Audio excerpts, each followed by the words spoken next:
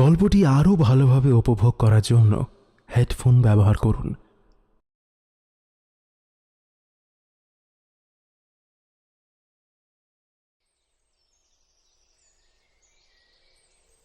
শীতটা এবছর বেশ জাঁকিয়েই পড়েছে, তবুও সকালের এক টুকরো রোদ গায়ে পড়লে বেশ আমোদ বোধ হয়। মোটা শালখানা চাপা দিয়ে চেয়ারে বসে রয়েছি, আর সোমেশ্বর চেয়ারে হেলান দিয়ে একটা দৈনিক পত্রিকা পড়তে পড়তে গুনগুন স্বরে কীর্তন গান করছে। আমি বললাম, মনের সুখে যে গান করে যাচ্ছ, এদিকে 2 মাস হয়ে গেল, একটাও কেস আসেনি, হুঁশ আছে? হ্যাঁ, নাই আসুক গে। পদ্মপুকুরের মার্ডার কেসটা তো ভালোই উপরে জুটেছিল। তা এখন 2 মাস যদি কেস নাও আসে, যদি গঙ্গার জল ব্রহ্মপুত্র পর্যন্ত গড়িয়েও যায়, তাতেও আমার লক্ষ্মীদেবী অক্ষুণ্ণ থাকবে নন্দন। এমন সময় ঘরের দরজায় খটখট 2 বার টোকা পড়ল।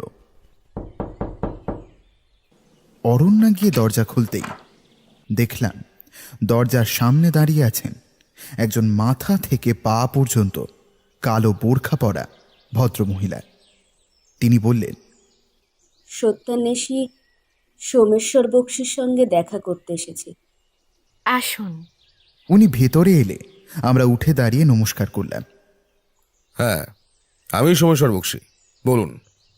আসলে আমার স্বামী মারা গিয়েছে আজ 4 দিন হলো, তাই ওর মৃত্যুর তদন্তের জন্য আপনার কাছে এসেছি। ঠিক আছে, আগে বসুন। মহিলা বসবার পর তিনি মুখের বোরখাটি খুলতে বুঝতে পারলাম অসাধারণ সুন্দরী। তারপর তিনি কাতর কণ্ঠে বললেন, আমার বান্ধবী মানে সুরবালা মুখোপাধ্যায়ের কাছে আপনার কথা অনেক শুনেছি, তাই আপনার কাছে এলাম। আপনি দয়া করে আমায় ফিরিয়ে দেবেন না? আগে শুনি জিনিসটা কি, তারপর ভেবে দেখছি। সুরবালা দেবী নৈহাটিতে থাকেন না? মনে পড়েছে। ওনার বাবার মৃত্যু রহস্যের আমি সমাধান করেছিলাম। ওনার স্বামী তো আবার হাইকোর্টে কাজ করেন। হ্যাঁ, আসলে আমার নিজেরও খুব বিপদ, জানেন। আচ্ছা, সবটা ভালো করে খুলে গুছিয়ে বলুন। হ্যাঁ, বলছি। আমার নাম জারিন, জারিন খাতুন। আমি থাকি শ্যামনগরের রাহুতায়। আপনি শেখ সেলিমের নাম শুনেছেন? শেখ সেলিম মানে সেই বিখ্যাত আঁকিয়ে শেখ সেলিম। ওনার আঁকা তো 2বার জাতীয় পুরস্কার পেয়েছে। একটু আগেই পেপারে ওনার মৃত্যু সংবাদ পড়ছিলাম। হ্যাঁ, উনি উনিই আমার স্বামী। ব্যাপারটা একটু খুলে বলি কেমন? আগে আমার নিজের কথা বলছি। আসলে আমার আম্মি ছিলেন একজন হিন্দু। ওনার পূর্ব নাম ছিল রেণুকা, রেণুকা পাল। কিন্তু আমার আব্বা ছিল একজন মুসলিম। বুঝতেই পারছেন, ভালোবেসে ওদের নিকাহ হয়েছিল। নিকার পর আম্মি নাম পাল্টে নেয়। কিন্তু আমার ছেলেবেলা থেকেই হিন্দুদের নানা আচার অনুষ্ঠানের দিকে খুব ঝোঁক ছিল। না, কখনো পালন করিনি, কিন্তু সেসব অনুষ্ঠান আমার খুব ভালো লাগতো। যেমন শিব পুজো, তারপরে নারায়ণ পুজো। আমার যখন 18 বছর বয়স, তখন স্কুলে পড়াকালীন একটি হিন্দু ছেলেকে আমি ভালোবাসতাম। তাকে বিয়েও করতে চেয়েছিলাম, কিন্তু আমার আব্বু রাজি হয়নি এবং জোর করে আমাকে কোরআন ছুঁয়ে প্রতিজ্ঞা করে নেন যে আমি যেন ওনার পছন্দ করা ছেলের সাথেই শাদী করি। আমি কি করব বলুন? আমি তখন বাধ্য। তাই আব্বু সেলিমের সাথে জোর করে আমার নিকাহ করিয়ে দেয়। ওর জন্ম থেকেই 2 পা পঙ্গু, সেটা নিশ্চয়ই জানেন। যাই হোক, নিকার পর আমি শ্বশুরবাড়িতে চলে আসলাম বটে, কিন্তু সেলিমের সাথে আমার কোনো দিনই তেমন ভালো সম্পর্ক তৈরি হলো না। তারপর আজ এভাবেই কেটে গেছে 1টা বছর। বাড়িতে আমরা মোট 4 জন মানুষ থাকি। আমি, সেলিম আর আমার শ্বশুরমশাই এবং একটা কাজের লোক। আমি আমার মতো থাকি। সেলিম সারা দিন একটা বন্ধ ঘরে ওরা আঁকা টাকা নিয়ে থাকে। আমার শ্বশুরমশাই শেখ হাসান, উনি একজন লেখক। নাম শুনেছেন নিশ্চয়ই। হ্যাঁ, ওনার নাম শুনেছি। অরণ্যা চা নিয়ে এলো। ভদ্রমহিলা বললেন, না না, চা আমি খাই না, ধন্যবাদ। হ্যাঁ, তো উনি থাকেন দোতলায়, একা নিজের ঘরে। মানে বাড়িতে হয়তো মুশকিলে আমাদের 2-3 দিনে একবার মুখ দেখা দেখি হয় কি না হয়, সবাই যে যার মতন ছন্ন ছাড়া। এবার এবার কিছুদিন ধরে আমাদের বাড়িতে কিছু অদ্ভুত ঘটনা ঘটছে জানেন। যেমন হঠাৎ করে বাড়িতে লোডশেডিং হয়ে যাচ্ছে, তারপর এই ধরুন বাড়ি থেকে কোনো কারণে বেরোচ্ছি, এসে দেখছি হঠাৎ সারা বাড়ি লণ্ডভণ্ড। তারপর এই তো সপ্তাহ 2 আগে ঘরে বসে রয়েছি, কি একটা মাটি থেকে তোলবার জন্য নিচু হয়েছি, এমন সময় কি একটা জিনিস মাথার উপর দিয়ে জোরে বেরিয়ে গিয়ে লাগলো দেওয়ালে। ঘুরে দেখি, এ কি, এই যে একটা ছুরি। তারপর জানেন, আমাদের বাড়ির কাজের লোক কার্তিক দা, সে একদিন বাজারে গিয়েছিল কি একটা কিনতে, কিন্তু আর ফেরেনি। তাকে এত খোঁজা হলো, তার বাড়িতে গেলাম, কিন্তু সে কোথাও নেই। অগত্যা একটা নতুন কাজের লোক রাখতে হলো। 4 দিন আগে আমার এক আত্মীয়ের মেয়ের নিকাহতে গেছিলাম। বাড়িতে শ্বশুরমশাই আর ও ছিল। সেলিম সারাদিন নিজের ঘরেই থাকে, কাজের লোক ওর খাবারটা দরজার বাইরে রেখে দেয়, ও সময় হলে দরজা খুলে সেটা নিয়ে নেয়। তা নিকাহ মিটে যেতে আমি যখন 2 দিন পর বাড়ি ফিরে এলাম, তখন নতুন কাজের লোকটি আমায় বলল 2 দিন নাকি ও ঘরের দরজা খোলেনি আর খাবারও নেয়নি। দরজা ঠুকেও ভেতর থেকে নাকি কোনো সাড়া পাওয়া যায়নি। তখন তখন আমার কেমন অদ্ভুত লাগলো জানেন। ওখানকার কিছু লোককে ডেকে দরজা ভাঙতেই দেখলাম চেয়ারে একটা ছবির সামনে বসা অবস্থায় পড়ে রয়েছে ওর মৃতদেহ, বুকে একটা ছুরি বসানো, 2 হাতে লাঠির আঘাতের চিহ্ন, আর সারা দেহ যেন রক্ত শূন্য, দেহ একেবারে সাদা হয়ে গেছে। পুলিশ এটা নিয়ে তদন্ত করতে চেয়েছিল বটে, কিন্তু কিন্তু আমি চাই আপনি এটার তদন্ত করুন। ওরা ব্যাপারটা নিয়ে ঘাঁটলে আমার আর সেলিমের সম্পর্কের ব্যাপারটা জানাজানি হয়ে যাবে, তাই আপনি গোপনে এটা সুরাহা করুন। সেলিম আর আমি দুজনকে তালাক দিতে চেয়েছিলাম, তাই আমি কোর্টে গিয়েছিলাম। সেখানেই সুরবালার স্বামী গোপীনাথবাবুর সাথে আমার আলাপ হয়, আর তারপর ওনার স্ত্রী সুরবালা আমার বন্ধু হয়ে ওঠে। এবার আপনারা হয়তো ভাবছেন, আমি যদি সেলিমকে ভালো নাই বেসে থাকি, তাহলে ওর মৃত্যুর তদন্ত নিয়ে এত দূর এলাম কেন? আসলে আমাদের মতো সম্পর্ক যেরকমই হোক না কেন, ও স্ত্রী হয়ে 1 বছর তো কাটিয়েছি। তাছাড়া অসহায় একটা পঙ্গু মানুষকে যে খুন করেছে, তার কি শাস্তি হওয়া উচিত নয় বলুন?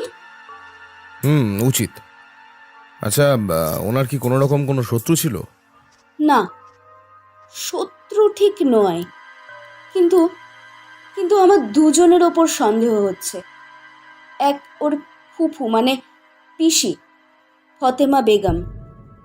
সেলিমের মৃত্যুর কিছুদিন আগে উনি আমাদের বাড়ি এসে সম্পত্তি ভাগ নিয়ে আমার শ্বশুরমশাইয়ের সাথে খুব ঝগড়া করেছিলেন। সেলিম ওনাকে সম্পত্তির ভাগ দেবে না বলেছিল, তাই হয়তো এই আক্রোশ থেকে উনি এটা করতে পারেন, কারণ সেলিম সরে গেলে তো ওনারই লাভ। তাছাড়া যে সংস্থাতেও ছবি দিত, সেখানকার একজনের সাথে কিছুদিন আগে ওর খুব কথা কাটাকাটি হচ্ছিল, তাই আমার তাকেও সন্দেহ হয়। সেটা এখন বলা যাবে না, সেটা তদন্ত সাপেক্ষ বিষয়। হ্যাঁ, সেই জন্যই তো চাই এটার দায়িত্ব আপনার হাতে দিতে। তাছাড়া আমার ওপরেই বা ছুরি ছোড়া হবে কেন বলুন তো? আপনি দয়া করে এটা দেখুন। আর আর আপনার পারিশ্রমিকটা কত বলুন, আমি এক্ষুনি দিয়ে যাচ্ছি। আমি আগে থেকে কিছু নিই না, যেরকম কেস যায় সেই অনুযায়ী নিই। ঠিক আছে, আগে ব্যাপারটা মিটুক, তারপর না হয় দেখছি। মানে মানে আপনি তদন্ত করছেন তাহলে? করছি। বেশ তো, তাহলে আপনি আমাদের বাড়ি কবে আসছেন বলুন? কালই আসুন না। না, কাল হবে না, পরশু যাব। কোথায় বললেন যেন? শ্যামনগর রাহুতায়, তাই তো? ঠিক আছে, আমাদের যেতে দুপুর হবে। সে যখন খুশি আসুন। ভদ্রমহিলা ধন্যবাদ জানিয়ে চলে গেলেন। আমি বললাম, যাক, এতদিন পর তোমার হাতে শেষমেশ একটা কেস এলো তাহলে। হ্যাঁ, শুধু কি কেস, এরকম সুন্দরী মহিলার অনুরোধ ফেলা কি সম্ভব? পাশেই অরণ্যা দাঁড়িয়েছিল। সোমেশ্বরের কথা শুনে ও বাঁকা ভাবে তাকালো সোমেশ্বরের দিকে। আমি বললাম, ইয়ে, কি সব বলছো? মানে? কেন, তোমার ভালো লাগেনি?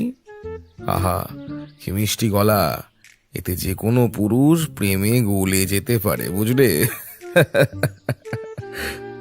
অরণ্যা দাঁড়িয়ে দাঁড়িয়ে হাত কচলাচ্ছিল। আমি ভাবলাম, এই রে, আজ আবার গৃহযুদ্ধ লাগলো বলে। অরণ্যা চায়ের কাপ প্লেটগুলো ট্রেতে জোরে জোরে রাখতে রাখতে বলল, ঠাকুরপো, দুপুরে কি খাবে ওকে বলতে বলো। সারাদিন তো আর তোমাদের ফরমাস খাটতে পারবো না। কেন, কাল যে বড় রুইটা আনলাম সেটা দিয়ে ঝোল করো। আর দয়া করে শোনো, একটু ঝালটা দেখে দিও। হ্যাঁ, জানি তো, আমার হাতের রান্না ভালো লাগবে কেন? আমি তো আর সুন্দরী নই, আর আমার গলাও অত ভালো নয়।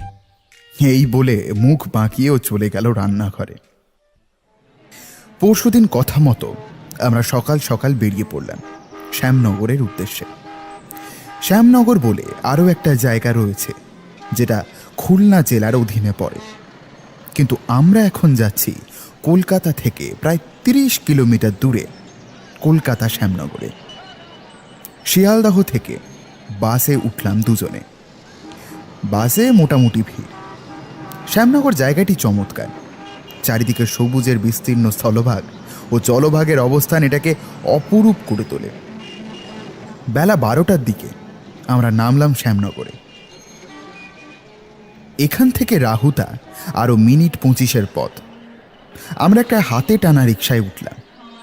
সেটা গদাই চালে দুলতে দুলতে আমাদের পৌঁছে দিল রাহুতায়। রাহুতা জায়গাটা মফস্বল ধরনের। এখানে শহরের ছোঁয়া খানিকটা ছাপ পড়েছে। সেখানে সবাই শেখ সেলিমের বাড়ি চেনে, তাই জিজ্ঞাসা করে বাড়ি খুঁজে নিতে অসুবিধা হলো না। পথের ধারেই কাটা 10 জায়গা নিয়ে বিশাল 3 তলা পাকা বাড়ি, তার পাশাপাশি আরও 2-3টে পাকা বাড়ি। আমরা গেট খুলে ভিতরে গিয়ে কলিং বেলটা চাপতেই একটা রোগা বয়স্ক হাড় বেরিয়ে যাওয়া জীর্ণ শরীরের ভদ্রলোক এসে দরজা খুলল। তাকে দেখে বুঝলাম এটি সেই নতুন কাজের লোকটি। কিছুক্ষণ পর জারিন এসে বললেন, আরে, এই তো আপনারা এসে পড়েছেন। আপনাদেরই তো অপেক্ষা করছিলাম। ওনার পিছনে এসে দাঁড়ালেন সুরবালা দেবী আর ওনার স্বামী গোপীনাথ বাবু। সোমেশ্বর বলল, এ কি, আপনারা এখানে? হ্যাঁ সোমেশ্বর বাবু, আপনাদের সাথে দেখা করার সুযোগটা হাতছাড়া করতে চাইনি, তাই চলে এলুম। তা আপনি এত রোগা হয়ে গিয়েছেন কেন? রোগা হয়নি, বড় হয়েছি। মানে? সব কথার কি অর্থ আদেও হয়? সত্যি আজও আপনার কথার মানে আমরা বুঝতে পারি না। অবশ্যই আপনাকে এতেই মানায়। যাকে, এ দেখুন আমার 3 বছরের মেয়ে। এই বলে একটি কপালে বড় করে কাজল ও ফ্রক পরা শিশুকে দরজার পেছন থেকে বার করে বললেন, এই দেখো, এরা তোমার কাকা হয়, প্রণাম করো মা। মেয়েটি ছোট্ট হাত দিয়ে নিচে ঝুঁকতে যাচ্ছিল। এমন সময় সোমেশ্বর তাকে কোলে তুলে নিয়ে বলল, বাহ, ভারী মিষ্টি মেয়ে তো আপনার। পুরো গোপীনাথ বাবুর মতো দেখতে হয়েছে। কি নাম ওর? লাবণ্যা। বাহ, খুব সুন্দর নাম। এ কি, আপনারা এখনো বাইরে দাঁড়িয়েই রইলেন? ভেতরে আসুন। আমরা ভেতরে ঢুকলাম। বাড়িটা যেমন বড় তেমনই চমৎকার। বাড়িতে অনেকগুলো ঘর, মার্বেল বসানো, আর চারিধারে নানান দামি জিনিস দিয়ে সাজানো। আমরা একতলা সিঁড়ির কাছে বসলাম। তারপর আমাদের জন্য লুচি, সন্দেশ, চা, নারকেলের পুডিং এলো। সেগুলোই খেতে খেতে সোমেশ্বর বলল, আচ্ছা গোপীনাথবাবু, আপনার কি ধারণা ব্যাপারটা কি হতে পারে? কি জানি, তবে এদের গাফিলতি যথেষ্ট মশাই। জানেন, সেলিম সারাদিন নিজের ঘরে একা থাকতো, আর হাসানবাবু উনি তো 3 তলায় সারাদিন আপন মনেই রয়েছেন। জারিন থাকে নিজের মতো, আর কাজের লোক কাজ নিয়ে ব্যস্ত। তা ঘরে এত দামি দামি জিনিস, বলি যদি কোনোদিন কিছু চুরিও হয়ে যায় না, কে টের পাবে? তাই বলেছিলাম বারবার একটা দারোয়ান অন্তত রাখতে, তা আমার কথা তো শুনলো না। আজ একটা দারোয়ান থাকলে এই অবস্থা হতো না। খাওয়া শেষ করে সোমেশ্বর উঠে দাঁড়িয়ে বলল, হ্যাঁ, যাক, খাওয়া দাওয়া হলো। এবার যে কাজের জন্য আমাদের এখানে পদার্পণ সেটাই করা যাক। আগে একবার ওই সেলিমবাবুর আঁকার ঘর, হ্যাঁ মানে যেখানে উনি খুন হয়েছেন, সেটা দেখব। জারিন আমাদের দোতলায় ডান দিকের একটা ঘরে নিয়ে গেলেন। তারপর ভেতরে ঢুকে ঘরের আলো জ্বেলে বললেন, আসুন, এইটাই হচ্ছে ওর আঁকার ঘর। ভেতরে ঢুকে আমার চক্ষু চড়ক গাছ। ভেতরে সারা ঘর জুড়ে ছড়িয়ে ছিটিয়ে রয়েছে মন্ত্রমুগ্ধ করা সব ছবি। কোনো ছবিতে জলদস্যুরা নৌকা লুট করে আনন্দের সাথে চলেছে, কোথাও সামনে রাখা কামান দিয়ে ঠিকরে বেরোচ্ছে গোলা বারুদ, আবার কোনোটাতে গ্রামের পাশ দিয়ে বয়ে চলেছে শান্ত নদী। ছবিগুলো দেখে আমি অভিভূত, আপ্লুত। কি সুন্দর ভাবনা, কি সুন্দর প্রতিভা! বুঝতে পারলাম কেন ওনার ছবিকে জাতীয় পুরস্কারে সম্মানিত করা হয়েছিল। এই জিনিস সত্যিই সম্মান পাওয়ার যোগ্য। সত্যি সেলিম বাবুর তুলিতে জাদু ছিল। ছবিগুলো দেখতে দেখতে সোমেশ্বরও বলল, চমৎকার, পয়সা থাকলে আমি এক্ষুনি এগুলো কিনে নিতাম। তারপর একটা ছবির কাছে গিয়ে ও বলল, এ কি, ছবিগুলোর নিচে এরকম টুনি বাল্ব লাগানো কেন? ওইটাই ওর ছবির বিশেষত্ব। ছবিটার পেছনে দেখুন, একটা ব্যাটারি লাগানোর জায়গা আছে। এখানে একটা ব্যাটারি লাগিয়ে দিলেই আলোটা জ্বলে ছবিটার অনেকগুলো জিনিস ফুটে উঠবে। এই যে দেখাচ্ছি, দেখুন।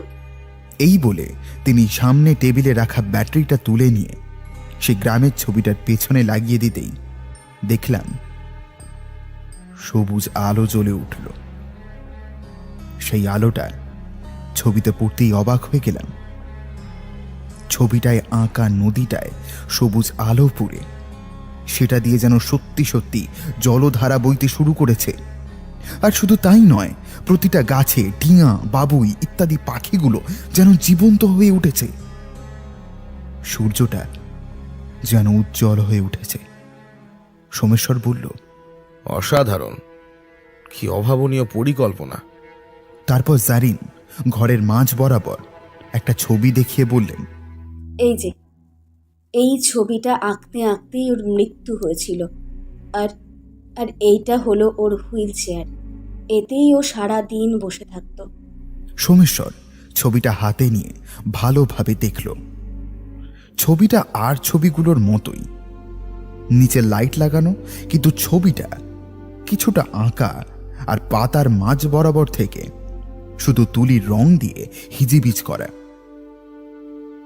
সোমেশ্বর সেটা দেখতে দেখতে বলল, আচ্ছা মানে উনি কি ধরনের রং ব্যবহার করতেন আঁকার জন্য?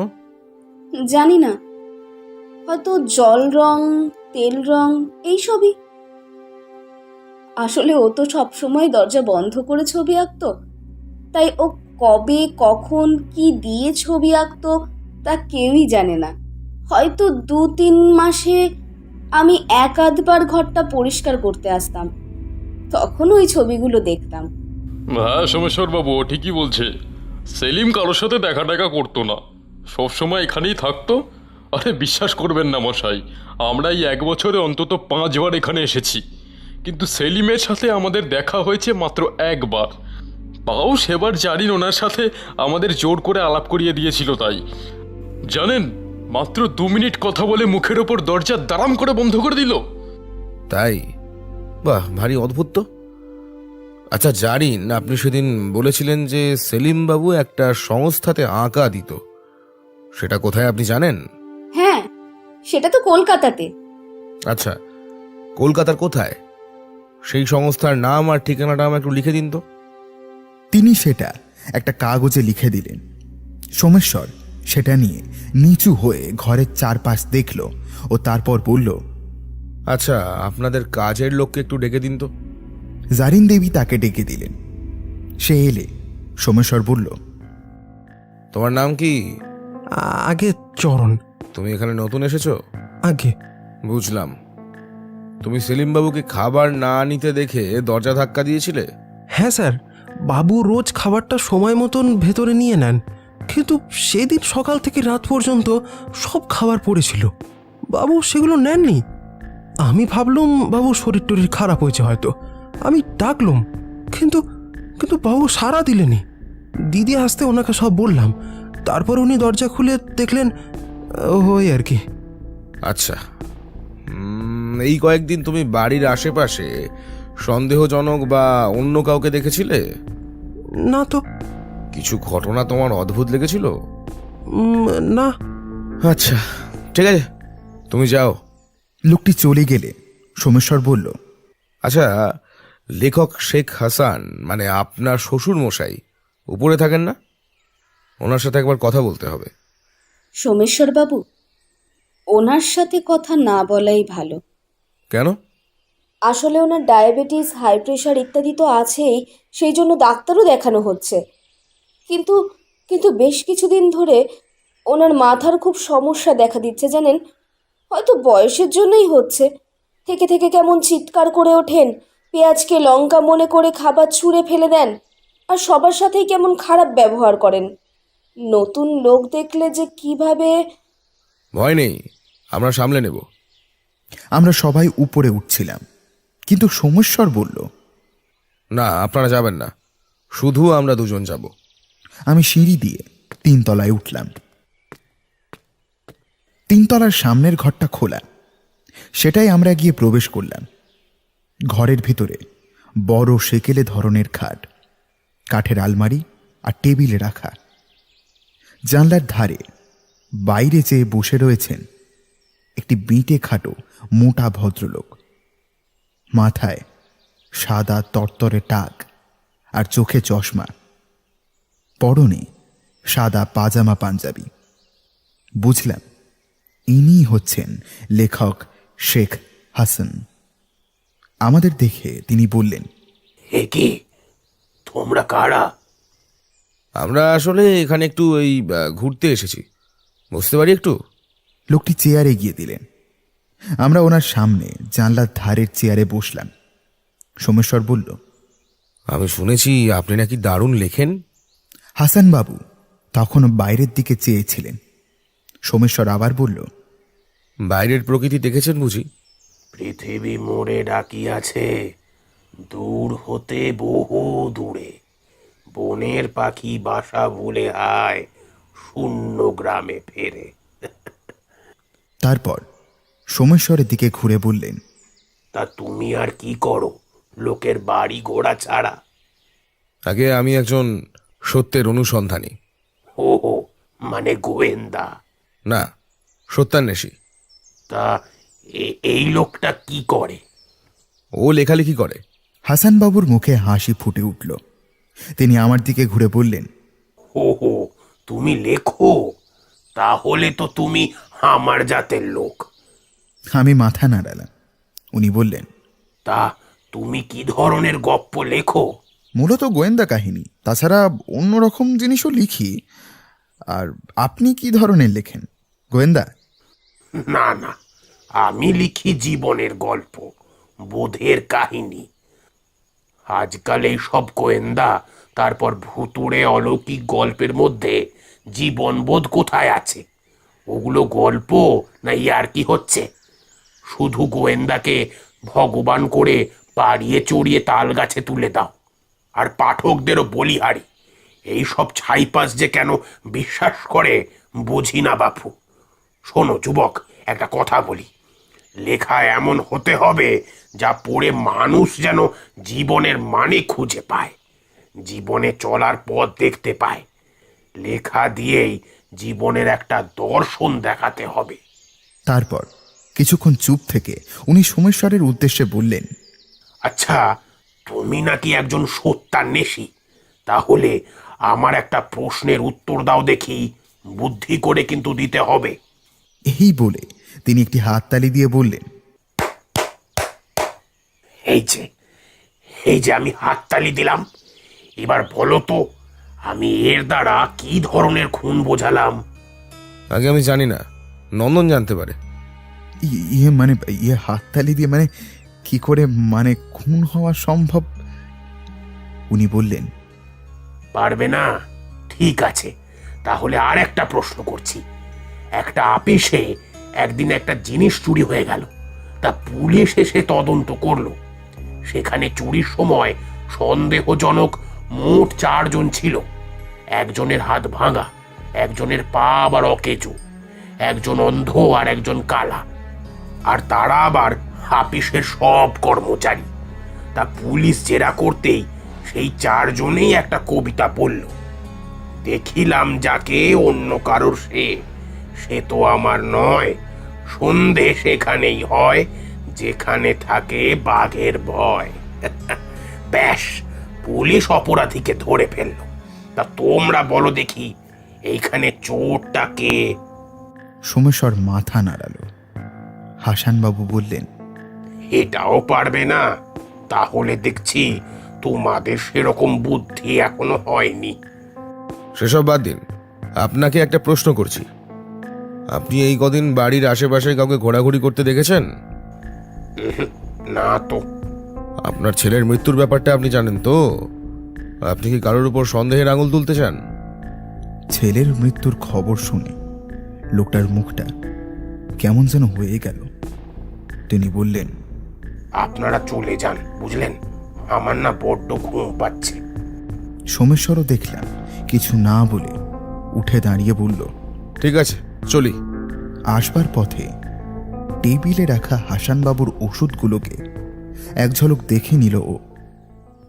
আমরা নিচে নেমে দেখি সবাই বসে রয়েছে। সোমেশ্বর বলল, আজকের মতো আমার এই বাড়িতে দেখার আর কিছু নেই, পরে দরকার হলে আবার আসবো। ও আর হ্যাঁ, বলছি, সেলিমবাবুর পিসি ফতেমা কোথায় থাকেন? যাওয়ার সময় ওনার বাড়ি হয়ে যাব। এই তো, ওনার বাড়ি পরীর বাগানে, এখান থেকে 20 মিনিট দূরে হবে। কিন্তু আপনারা একটু সাবধানে যাবেন। হ্যাঁ, শুনেছি ওখানে নাকি কিছুদিন ধরেই খুব খুন খারাপি হচ্ছে। আমরা শেখ সেলিমের বাড়ি থেকে বেরিয়ে পুনরায় রাহুতায় এসে পরীর বাগানে যাওয়ার জন্য হাতে টানা রিকশায় উঠলাম। যেতে যেতে বললাম, লোকটা কি পাগল নাকি বলো তো? কি সব অদ্ভুত ধরনের প্রশ্ন ওনার। কেন, ঠিকই তো ছিল প্রশ্ন। ঠিক ছিল, তা হাততালিটা আবার কেমন ধরনের খুন বলো দেখি? খুবই সহজ। তুমি আবার হাততালি দাও। হাততালি দিতে কি ব্যবহার হলো? 2টো হাত, তাই তো? এক হাতে তো তালি বাজে না, একজোড়া হাত দিয়েই বাজে। সুতরাং খুনের ধরনটা হলো জোড়া খুন। জোড়া হাত? হ্যাঁ তাই তো। হাত দ্বিতীয়টা? ওটা তো আরো সহজ। 4 জন সাসপেক্ট, একজনের হাত ভাঙা, একজনের পা অকেজো, একজন অন্ধ আর একজন কালা। মানে শারীরিক দিক থেকে কেউই সুস্থ নয়। 4 জনেই একই কবিতা বলছে। দেখিলাম যাকে অন্য কারোর সে তো আমার নয়, সন্ধে সেখানেই হয় যেখানে থাকে বাঘের ভয়। কবিতার প্রথমেই বলছে দেখিলাম যাকে, কিন্তু নন্দন যে অন্ধ সে দেখবে কি করে? কিন্তু সবার তালে তাল মিলিয়ে সেও বলছে যে সে দেখেছে, তাই তাকে ধরা যেতে পারে। তাই তো, এইভাবে তো ভেবে দেখিনি। তা তুমি যখন সব জানতে তখন ওখানে বললে না কেন? লোকটা তোমার শুধু শুধু বুদ্ধি নিয়ে প্রশ্ন তুলল। নন্দন, আমি এখানে এসেছি পারিশ্রমিকের বিনিময়ে তদন্ত করতে, নিজের বুদ্ধি জাহির করতে নয়। তাছাড়া বুদ্ধি জিনিসটা ভগবানের মানুষকে দেওয়া উপহার, একটা অস্ত্র। সেটা সব জায়গায় দেখাতে নেই। সত্যি যাদের বুদ্ধি থাকে সেটা তাদের কাজে প্রকাশ পায়, আলাদা করে তাদের দেখাতে হয় না। আর যাদের বুদ্ধি থাকে না তারাই ছলে বলে কথায় নিজেদের বেঁচে বুদ্ধিমান প্রমাণ করতে চায়। এবার তুমি তো জানো আমি কোন ধরনের। কথা বলতে বলতে আমরা পরীর বাগানে এসে উপস্থিত হলাম। এখানে এসে বুঝতে পারলাম জায়গাটার এইরূপ নাম কেন। চারিদিকে প্রকৃতির নিবিড় প্রাচুর্যতা ছড়িয়ে রয়েছে। যেদিকেই চোখ যায় সবুজ আর সবুজ। চারিদিকে নারকেল, গাব, অশ্বত্থ গাছ, তাছাড়া নানা ফলে ফুলে পুকুর ডোবায় ভর্তি। সত্যি জায়গাটাকে পরীর রাজ্য বললে ভুল হবে না। প্রকৃতি এখানে নিজের রূপে ধ্যানস্থ, আর সবটা জুড়ে বিরাজমান এক অপার্থিব নিস্তব্ধতা। সেটা থেকে আরও কিছুটা যেতে একটা গলি পড়ল, যেখানকার প্রকৃতি আশেপাশের থেকে অনেকটাই আলাদা। এখানে গলির মধ্যে অনেকগুলো বাড়ি রয়েছে ঘিঞ্জিভাবে, এবং গলিটার ও প্রতিটা বাড়ির আলাদা আলাদা দাগ নম্বরও রয়েছে। সেখানে 4 নম্বর বাড়িটা ফতেমা দেবীর। একতলা বাড়ি, তবে সেটা বেশ সুন্দর। বাড়ির সামনে পাঁচিল ঘেরা মস্ত বড় বাগান। সেখানে যে কি গাছ নেই আমি তাই খুঁজে পেলাম না। নানা রকমের জবা ফুলের গাছ আর বাহারি গোলাপ, পেয়ারা, উচ্ছে, জামরুল প্রভৃতি গাছও রয়েছে।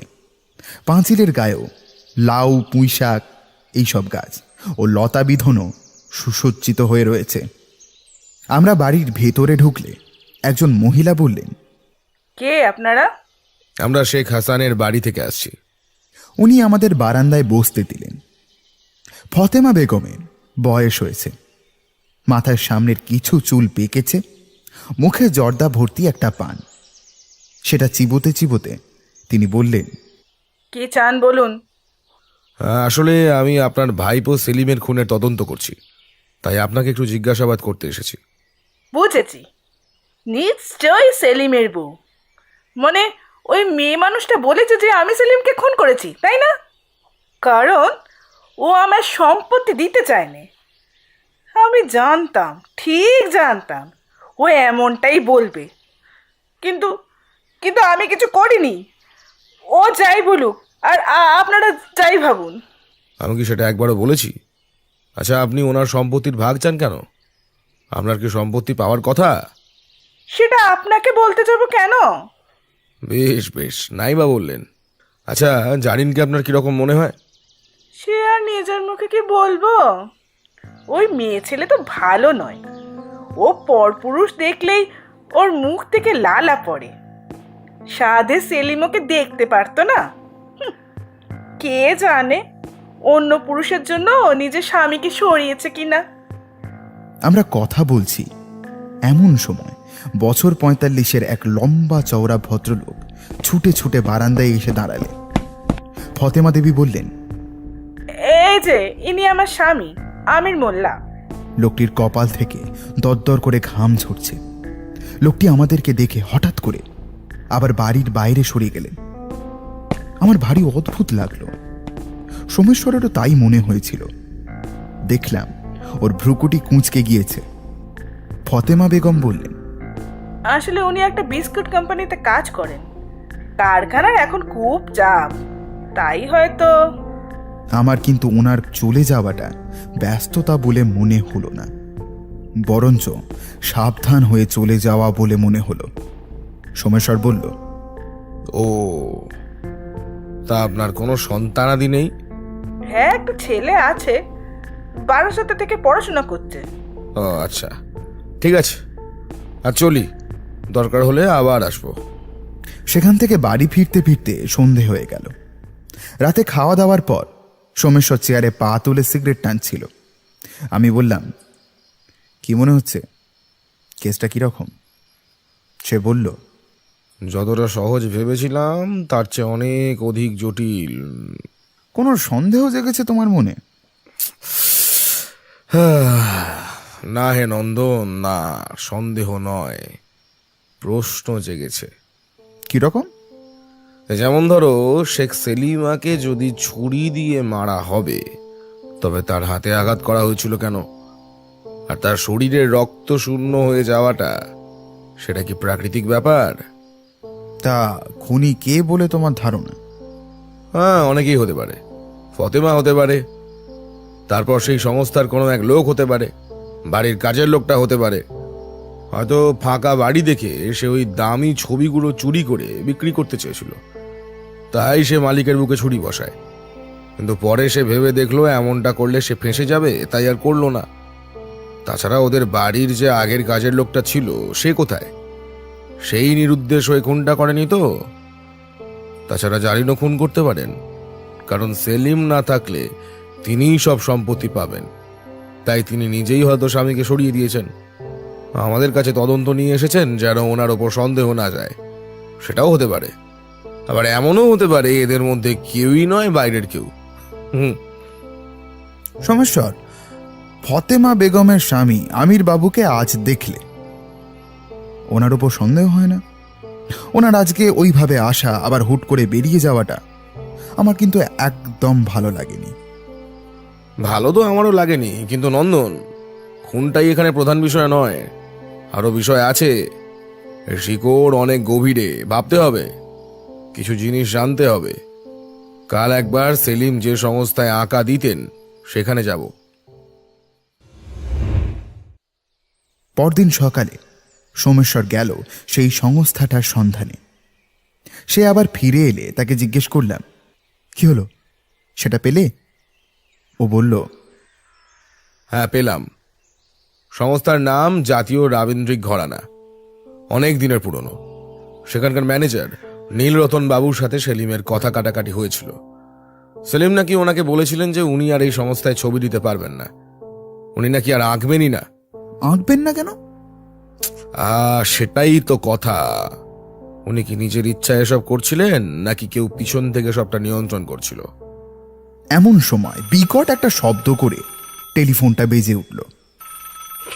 সোমেশ্বর সেটা ধরে বলল, হ্যালো। হ্যাঁ, কি?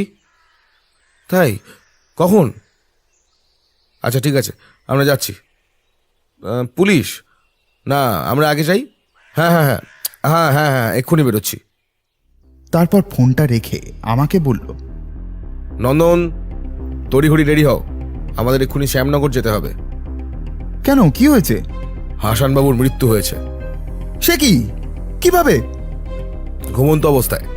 তাড়াতাড়ি চলো। কোনো রকমে তৈরি হয়ে আমরা বেরিয়ে পড়লাম শ্যামনগরের উদ্দেশ্যে। আমরা সেখানে পৌঁছতে দুপুর 3টে বেজে গেল। গিয়ে দেখি হাসানবাবুর দেহটা ওনার ঘরে খাটের উপর রয়েছে, বুকে দুহাত দিয়ে, যেন লোকটা ঘুমিয়ে রয়েছে। কেউ ওনাকে দেখে বলবে যে মানুষের শরীরে আর প্রাণ নেই।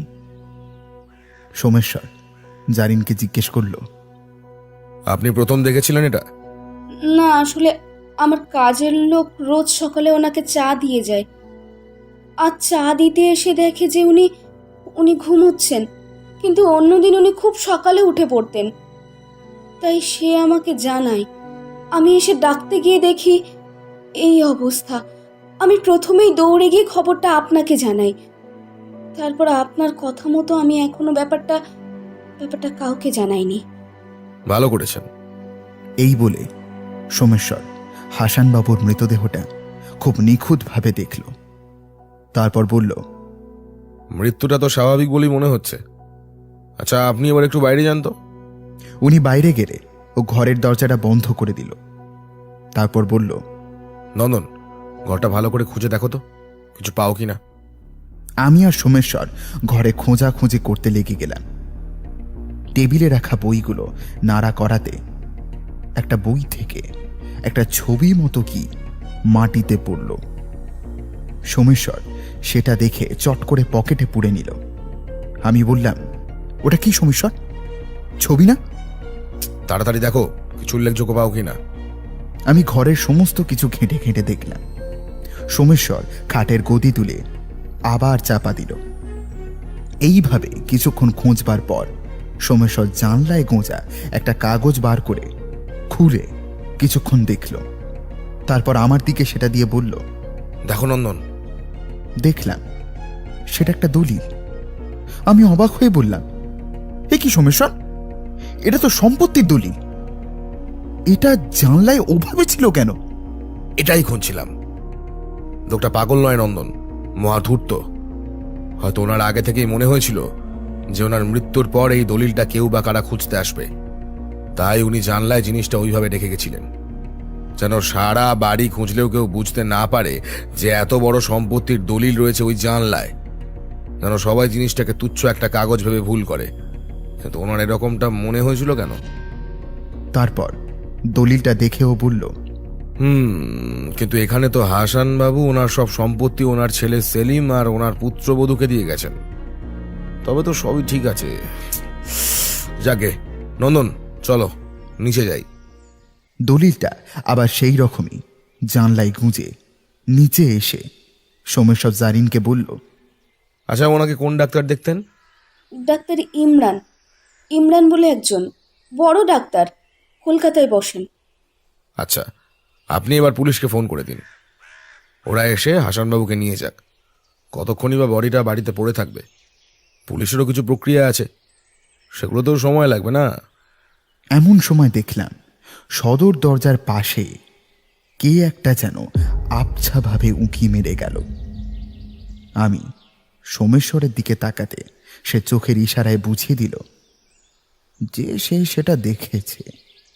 তারপর সোমেশ্বর বলল, কিছু মনে না করলে একটা কথা জিজ্ঞেস করতে পারি? হ্যাঁ, নিশ্চয়ই। আপনার বাপের বাড়িটা ঠিক কোথায়? আমার আব্বুরা থাকেন কৈখালিতে। ঠিক আছে, আমরা একটু আসছি। সেলিম বাবুর বাড়ি থেকে বেরিয়ে সোমেশ্বর বলল, চলো ফতেমা বেগমকে খবরটা দিয়ে আসি, ওনার সাথে একটু কথা বলে আসি। আবার আমরা ফিরে গেলাম পরীর বাগানে ফতেমা বেগমকে সংবাদটা দিতে। ওনার মধ্যে তেমন কোনো দুঃখ বা ওই জাতীয় কোনো ভাব দেখা গেল না। সোমেশ্বর বলল, আপনার দাদা চলে গেল, সুতরাং আপনার তো আর সম্পত্তি পাওয়ার কোনো সম্ভাবনাই রইল না। কেন? ও আমাকে সম্পত্তি দেওয়ার কে? ওই জায়গা জমি কি ওর নাকি? হ্যাঁ, ও তো শুধু জোর করে ওসব ভোগ করছিল। মানে ভোগ করছিল বলতে? তাহলে সম্পত্তি কার?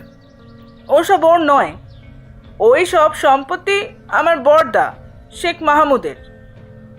আব্বার মৃত্যুর পর বড়দা কলকাতায় গিয়ে সরকারি সব জমির দালালি করে প্রচুর টাকা সম্পত্তি করেছিলেন। মেজদা আমি তখন শ্যামনগরেই আছি, আমার তখন বিয়ে হয়নি। মেজদা তখন খালি একটা পত্রিকায় লিখছে। বড়দা একদিন ভোরে নামাজ পড়ে ফিরছিলেন, তখন একটা গাড়ি দুর্ঘটনায় ওনার মৃত্যু হয়। তখন বড়দার বউ মানে ভাবি অন্তঃসত্ত্বা, তাও সে ওই সেলিমকে জন্ম দেওয়ার সময় মরে গেল। মেজদার কোনো ছেলেপুলে হচ্ছিল না, তাই ও বড়দার ছেলে সেলিমকে মানুষ করার দায়িত্ব নিল। হ্যাঁ, সেলিম তো ওর নিজের ছেলে নয়, সেলিম আমার বড়দা শেখ মাহমুদের ছেলে। ওনার ছেলের দায়িত্ব নিয়ে ও ওনার সব সম্পত্তি ভোগ করতে লাগলো। নইলে কি শুধু লিখে টিকে এত কিছু করা যায় নাকি? তাই তো আমার দাবি, শুধু সেলিমকে মানুষ করলো বলে ও সব সম্পত্তি একা পাবে কেন? হ্যাঁ, বড়দা আমাকে আরো বেশি ভালোবাসতো, তাই ঝগড়া করি, বুঝতে পারলেন? কথাটা শুনে আমি যতটা না অবাক, তার চেয়েও বেশি অবাক সোমেশ্বর। সে তো রীতিমতো ভাবনায় পড়ে গেল। তারপর কিছুক্ষণ পরও বলল, আচ্ছা, আপনার বড়দা কলকাতার কোথায় থাকতেন? ওই ভিক্টোরিয়ার আশেপাশে কোথাও।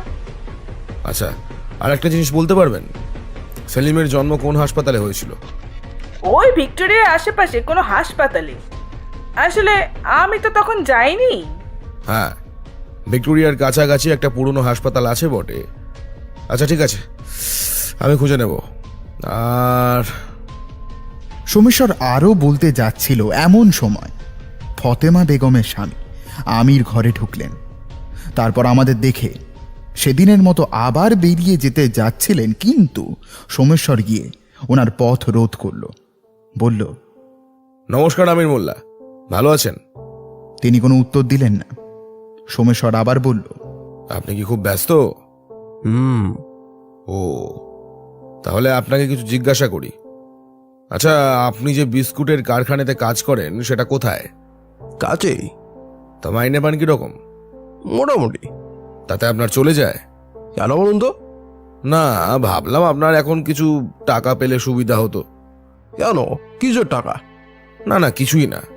বলছি, আপনার জুতোর শুকতালার ওই জায়গাটা খুলে গিয়েছে বা ছিঁড়ে গিয়েছে, মুচির কাছ থেকে সারিয়ে নেবেন। আচ্ছা, আপনি যেখানে যাচ্ছিলেন যান, আপনার মূল্যবান সময় নষ্ট করবার জন্য মাপ করবেন। আমিরবাবু চলে গেলে আমরাও সেখান থেকে বেরিয়ে আসলাম।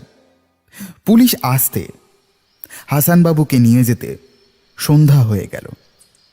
তাই সেদিন আমাদের আর বাড়ি ফেরা হলো না। সেলিমের বাড়িতে আমাদের থেকে যেতে হলো। অরণ্যাকে ফোন করে সমস্যা জানিয়ে দিল। কাল সকালে পরীক্ষার পর পুলিশ ওনার মৃতদেহটা দিলে তবে ওনাকে কবর দেওয়া হবে।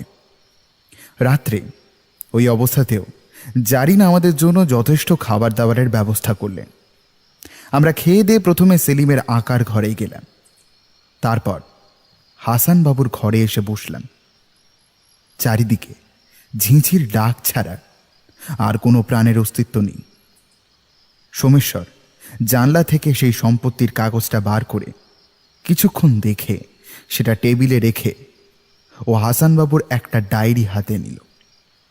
তারপর ডায়েরিটা পড়তে পড়তে একটা পাতা খুলে আমার দিকে এগিয়ে এসে বলল, এটা পড়ো।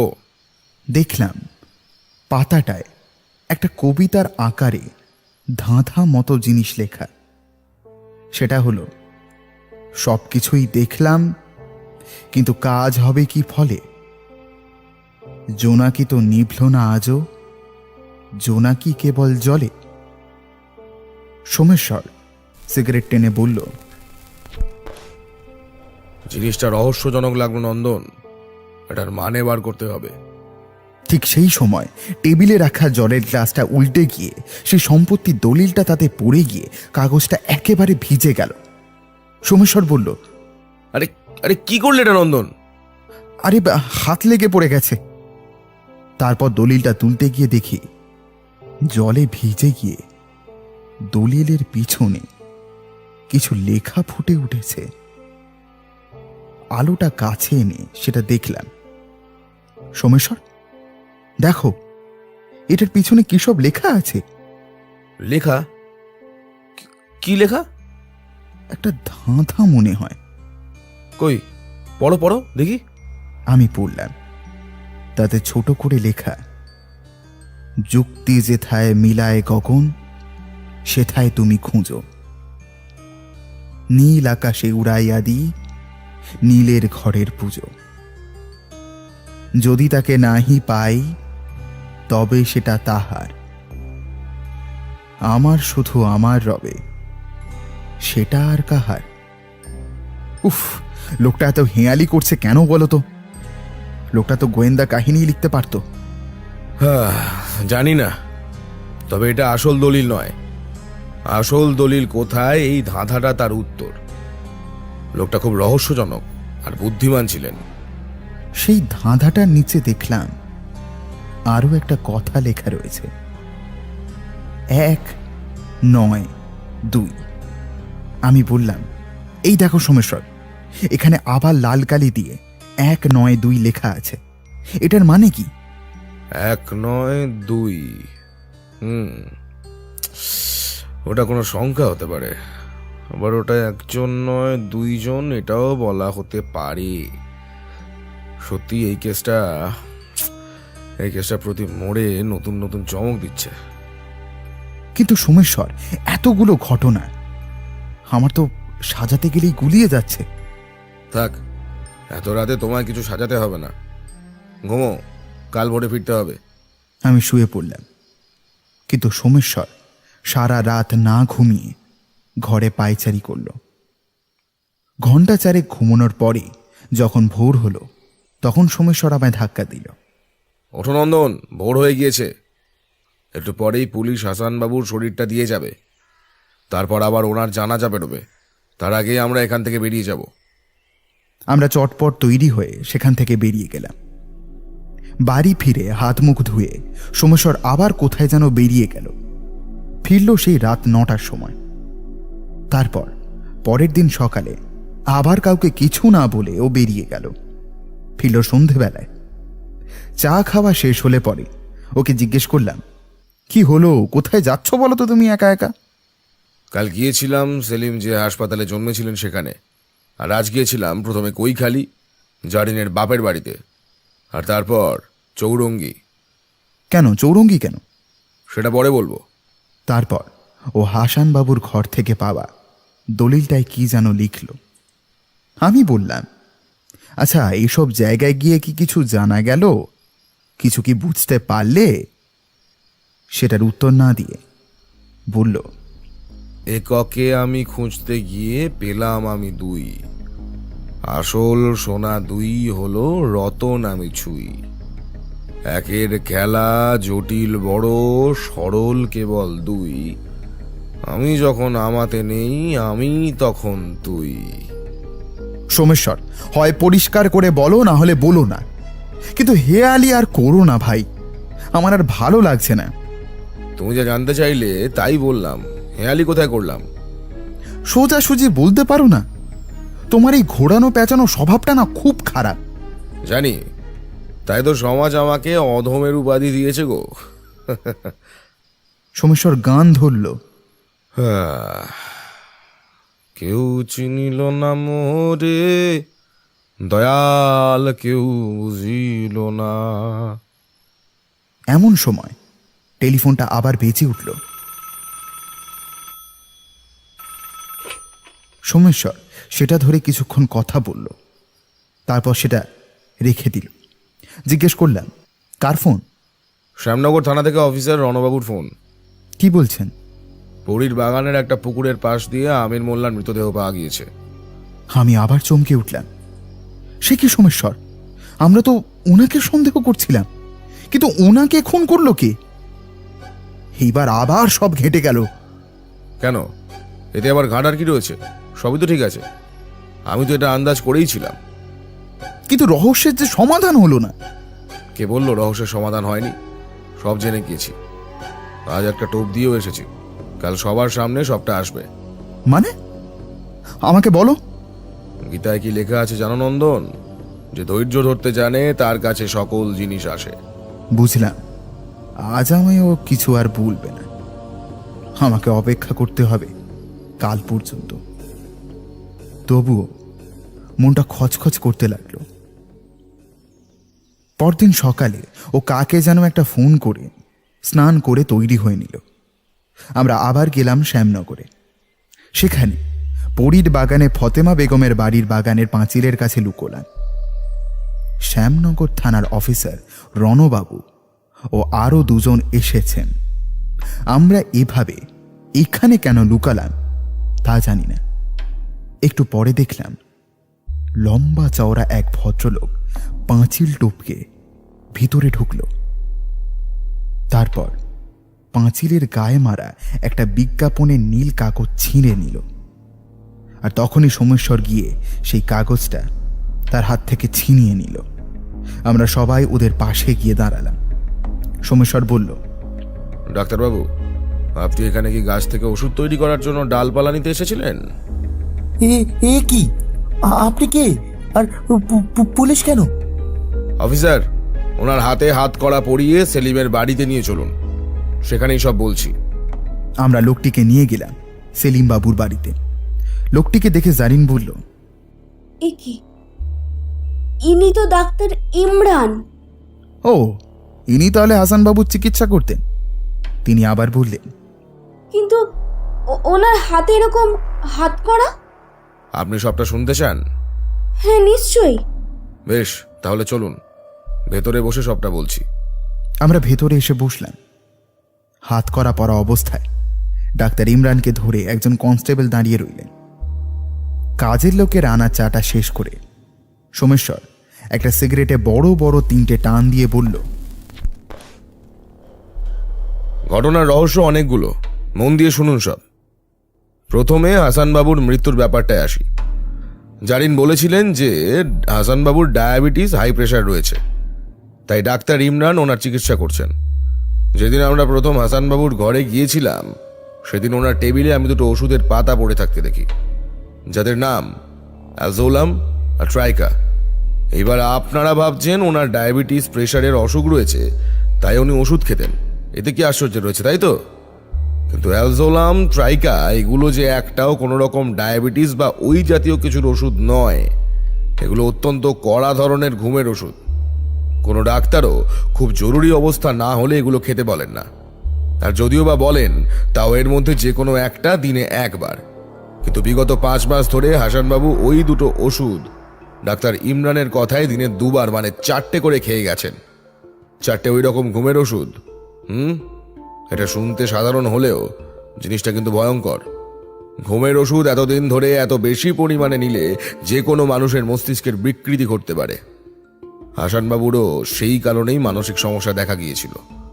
আর অবশেষে সেই দিন ওই ওষুধের কার্যক্ষমতা মাত্রা ছাড়িয়ে গেল। তারপর ওষুধের কারণেই হাসানবাবুর মৃত্যু হয়।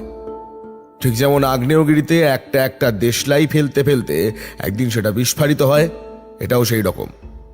অর্থাৎ এটাকে বলে ভীষণভাবে ঠান্ডাভাবে কোনো রকম অস্ত্র ছাড়াই নিপুণভাবে খুন। কেউ ডাক্তারের উপর সন্দেহ করবে না। জানেন, বয়সের দরুন আপনার শ্বশুর মশাইয়ের মাথার সমস্যা আসেনি, আসলে এর মূলে রয়েছে ডাক্তার ইমরান। কিন্তু এখানে প্রশ্ন হলো যে ইমরান বাবু তো পারিশ্রমিক নিয়েই ওনার চিকিৎসা করেছিলেন, তাহলে হঠাৎ উনি এরকমটা করতে যাবেন কেন? ডাক্তারের পেছনে কোনো কারণ নাই থাকতে পারে, কিন্তু এই ডাক্তার ইমরান যদি হাসান বাবুর নিজের ভাগ্নে হন, তাহলে কি উনি এটা করতে পারেন? সম্পত্তির লোভে? কি ভাগ্নে? কে? কার ভাগ্নে? ওষুধগুলো কিসের তা আমি বুঝতে পেরেছিলাম। ইমরান বাবুর নামটা শুনে আমি কলকাতায় খোঁজ লাগালাম, জানতে পারলাম চৌরঙ্গিতে ইমরান মোল্লা বলে এক ডাক্তার বসেন। আমি সেখানে গেলাম। ডাক্তারের চেম্বারে গিয়ে আমি অবাক। দেখলাম ডাক্তার ইমরানের সামনের চেয়ারটায় বসে আছেন আমির মোল্লা। আমি কিছুক্ষণ লুকিয়ে কান পেতে ওনাদের কথা শুনলাম। শুনে বুঝতে পারলাম যে ওনারা পিতা পুত্র। তার মানে ফতেমা বেগম যে আমাদের বলেছিলেন যে ওনার ছেলে বারাসাতে পড়াশোনা করছে, সেটা পুরো মিথ্যে কথা। বুঝতে বাকি রইল না, বাবা ছেলে মিলে পরিকল্পনা করে সম্পত্তির জন্য হাসানবাবুর সাথে এসব করেছে।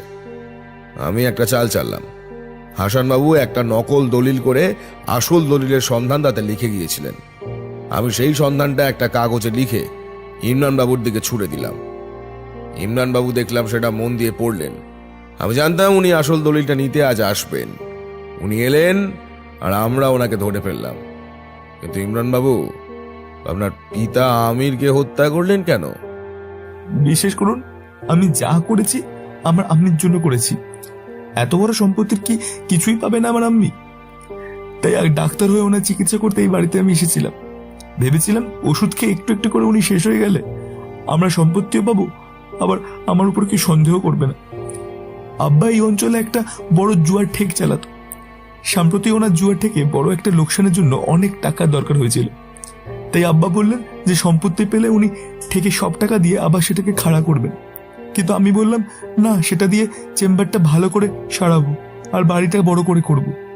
এই নিয়ে ওনার সাথে আমার খুব কথা কাটাকাটি হয়। কাল যাবার সময় তিনি বলে যান যে তিনি ওই সম্পত্তির এক কানা করিও আমায় দেবেন না, বরং সবাইকে তিনি সবটা বলে দেবেন। তাই আর কি, আব্বাকেও। তাহলে তাহলে আমার স্বামীর হত্যাকারী কে? এটাই সবচেয়ে বেশি রহস্যজনক। এখানে লুকিয়ে রয়েছে এক ভয়ঙ্কর সত্যি, যা এই মুহূর্তে কেউ জানে না। এতদিন ধরে যেটা সবার চোখের আড়ালে লুকিয়েছিল, এটা জানলে আপনারা হয়তো শিহরিত হবেন। জারিন, আপনার স্বামী খুন হয়েছে, কিন্তু সেলিম তো খুন হননি। মানে? ব্যাপারটা গুছিয়ে বলি। হাসান বাবুর মৃত্যুর দিন আমরা ওনার ঘর তল্লাশি করতে গিয়ে ওনার বইয়ের মাঝখান থেকে একটা ছবি পাই। এই যে এটা। এই বলে সোমেশ্বর পকেট থেকে সেই দিনের সেই ছবিটা বার করে দেখালো। তারপর বলল, এই ছবিটি দেখুন। দুটি একই দেখতে শিশুর পাশাপাশি শোয়া অবস্থায় ছবি রয়েছে। এর মধ্যে একটি যে সেলিম বাবুর, তাতে কোনো সন্দেহ নেই, কিন্তু অপর শিশুটিকে? তাহলে কি হাসান বাবুর যমজ সন্তান হয়েছিল? যদি তাই হয়ে থাকে, তবে আরেকটি সন্তানের কি হলো? এইসব প্রশ্ন ভাবছি। এমন সময় ফতেমা বেগমের কাছ থেকে জানতে পারলাম সেলিম বাবু তো হাসান বাবুর নিজের সন্তান নন। হাসান বাবু ওনাকে মানুষ করেছিলেন মাত্র। শেখ সেলিম ওনার দাদা শেখ মাহমুদের সন্তান। হ্যাঁ হ্যাঁ জারিন, হাসান বাবু আপনার নিজের শ্বশুর মশাই নন। আপনার আসল শ্বশুর মশাই মাহমুদ বাবু, যিনি আজ থেকে 27 বছর আগে গাড়ি দুর্ঘটনায় মারা গেছেন। দেখলাম জারিন এক একটা জিনিস শুনছেন আর আকাশ থেকে পড়ছেন। সোমেশ্বর বলল, ফতেমা বেগমের কাছ থেকে জানতে পারলাম সেলিম বাবু কোন হাসপাতালে হয়েছিলেন। আমি সেখানে গেলাম। সেখানে গিয়ে খুঁটিয়ে খুঁজে আমি সব তথ্য পেলাম। মাহমুদ বাবুর স্ত্রীর যমজ সন্তান হয়েছিল, তাদের নাম সেলিম আর সোহেব। আমরা যেরকমটা জানি, যমজ সন্তানের দুজনেরই সুস্থ হওয়ার সম্ভাবনাটা খুব কম থাকে। সোহেব হয়েছিল পুরো সুস্থ, কিন্তু সেলিম দুটো পা পঙ্গু অবস্থায় জন্মেছিল। আর তাছাড়া জন্মের সময় তার আরো রোগ ছিল। তো হাসপাতালের রেকর্ড অনুযায়ী হাসান বাবু সেলিমকে মানুষ করবার জন্য অভিভাবকের স্বাক্ষর করে নিয়ে আসেন, আর সোহেবকে রেখে আসেন হাসপাতাল লাগোয়া একটা সেবাশ্রমে, এবং সেখানে বলেন যে ওই বাচ্চাটার কথা কেউ যেন জানতে না পারে। কিন্তু মাস 10 পর সেলিমকে আবার সেই হাসপাতালে ভর্তি করতে হয়, কারণ সেলিমের ব্রেনে জন্মের সময় থেকে একটা ফুটো ছিল। হাসানবাবু তখন নাকি সেই সেবাশ্রম থেকে সোহেবকে নিয়ে আসেন। 2 বছর চিকিৎসা চলবার পর হাসানবাবু সেলিমকে সোহেবের জায়গায় সেই সেবাশ্রমে ভর্তি করিয়ে দেন। আর তারপর কোনো দিন আর তিনি সেলিমকে নিয়ে আসেননি। সেবাশ্রমেই সেলিম এতদিন ছিল। সেবাশ্রম থেকে জানলাম বছর 6 আগে সোহেব গিয়েছিল সেখানে। সেই নাকি সেলিমকে সাথে করে নিয়ে গিয়েছিল কোথায়। তারপর থেকে নাকি প্রতি মাসে 2 জন এসে সেলিমকে নিয়ে যেত, আবার 1-2 দিন পর সেবাশ্রমে তাকে দিয়ে যেত। এখনো জীবন্ত সেলিম বাবু ওই সেবাশ্রমে রয়েছেন। তাহলে তাহলে বাড়িতে যে ছিল সে তাহলে কে? সোহেব। হ্যাঁ জারিন, আপনার সাথে যার বিয়ে হয়েছিল সে আসলে সেলিমের ছদ্মবেশে থাকা সোহেব শেখ। ব্যাপারটা জটিল হওয়ার আগে আমার ধারণা দিয়ে সবটা সাজিয়ে বলি কেমন? দেখুন, হাসানবাবু ছিলেন একজন অত্যন্ত ধূর্ত এবং চালবাজ মানুষ। মাহমুদ বাবুর মৃত্যুর পর ওনার স্ত্রী যখন প্রসবকালীন মারা গেলেন, তখন হাসানবাবু ভাবলেন দাদার অগাধ সম্পত্তি হাতিয়ে নেওয়ার এই একটা সুযোগ। আর সম্পত্তি নেওয়ার সহজ উপায় কি? দাদার সন্তানকে দিয়ে সব সম্পত্তি নিজের নামে লিখে নেওয়া। তাই তিনি সেলিমকে মানুষ করার জন্য নিয়ে এলেন।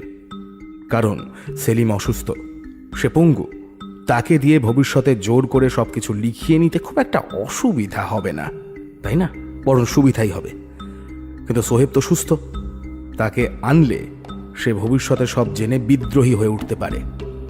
তাই তিনি সোহেবকে সেখানকার সেবাশ্রমে রেখে দুনিয়াকে জানালেন যে মাহমুদ বাবুর কেবল একটি সন্তান হয়েছে, নাম সেলিম।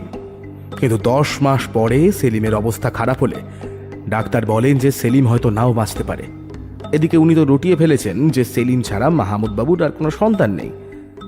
ওদিকে সে চলে গেলে সম্পত্তিও যাবে। তাই তখন বাধ্য হয়ে হাসান বাবু সুস্থ সোহেবকে সেলিম বানিয়ে পঙ্গু সাজিয়ে নিয়ে এলেন। ভাবলেন এই পরে আমায় সম্পত্তি দেবে। আর সেখানে পরিচয়হীন অবস্থায় ফেলে রেখে আসলেন আসল সেলিমকে। পরে বড় হলে সাহেব সবটা জানতে পারল। তখন সে সেলিমকে দেখতে গেল। সোহেবও যে খুব সহজ মানুষ ছিল এমনটা নয়। আসলে সেলিম খুব ভালো আঁকতে পারেন। আমি নিজে সেবাশ্রমে গিয়ে সেলিমের আঁকা কিছু ছবি দেয়ালে টাঙানো অবস্থায় দেখেছি। সোহেব সেটা দেখল, আর তার মাথায় একটা বদ বুদ্ধি খেলে গেল। সে ভাবল এই সেলিমের যখন পৃথিবীতে কোনো অস্তিত্বই নেই, তখন কেন না ওর প্রতিভা দিয়ে সোহেব নিজে নাম করবে, বড় হবে। তাই ও লোক পাঠিয়ে প্রতি মাসে সেলিমকে এই বাড়িতে চুপি চুপি নিয়ে এসে আঁকাতো। আর সেলিমের সেই আঁকা দিয়েই সোহেব জাতীয় শিল্পী হয়ে উঠল। ওই যে ঘরের যে ওই আঁকা ছবিগুলো, ওগুলো সব আসলে সেলিমেরই আঁকা। এবার বুঝতে পারছেন কেন আঁকার সময় নকল সেলিম মানে সোহেব ঘরের দরজা বন্ধ রাখত? কারণ তখন ওই ঘরে সেলিম আর সোহেব দুজনেই একসাথে থাকতো। তারপর আঁকা হয়ে গেলে আবারও সেলিমকে সেবাশ্রমে দিয়ে আসতো। এইভাবেই 6 বছর চলেছে। অন্যের নাম, অন্যের আঁকা দিয়ে সোহেব বিখ্যাত হয়ে উঠেছিল। কিন্তু কিছুদিন ধরে সোহেব লক্ষ্য করে যে হাসান বাবুর শরীরটা খারাপ, তিনি আর বেশি দিন বাঁচবেন না। তাই তিনি তখন ভাবেন বুড়ো মরলে তো এমনিই আমার সব, আর ওসব ছবি টবি এঁকে কি হবে। তাই তিনি যে সংস্থায় আঁকা দিতেন সেখানকার ম্যানেজার নীলরতন বাবুকে বলেন যে তিনি আর আঁকা দিতে পারবেন না, মানে তিনি আর আঁকবেন না। এই নিয়ে ওনাদের দুজনের মধ্যে খুব ঝগড়া হয়। পরশু সেবাশ্রমে আমি সেলিমকে দেখতে পাই, আর তাকে আমি এখানে নিয়ে আসবার ব্যবস্থা করেছি। আপনারা দেখবেন। এই সেলিমকে ভেতরে নিয়ে এসো। এই বলে সোমেশ্বর হাঁক দিতেই একজন পুলিশের লোক হুইল চেয়ার ঠেলে ঘরে নিয়ে এলেন সেলিমকে। আমি তো দেখে অবাক, এ কি, এই যে সত্যি দুজনকে পুরো এক দেখতে। জারিনের অবস্থাও সেরকম। সকলেই হতবাক। সেলিম বাবু, এখন শরীর ঠিক আছে তো? সেলিম বাবু মাথা নাড়লেন। সোমেশ্বর বলল, তাহলে এই সেলিম বাবুই আসল শিল্পী, আর যিনি খুন হয়েছেন তিনি সেলিম নয়, ওনার যমজ ভাই সোহেব। এটা পরিষ্কার হলো তো? তাহলে এইবার সোহেবকে কে খুন করলো তার সমাধান করা যাক, কেমন?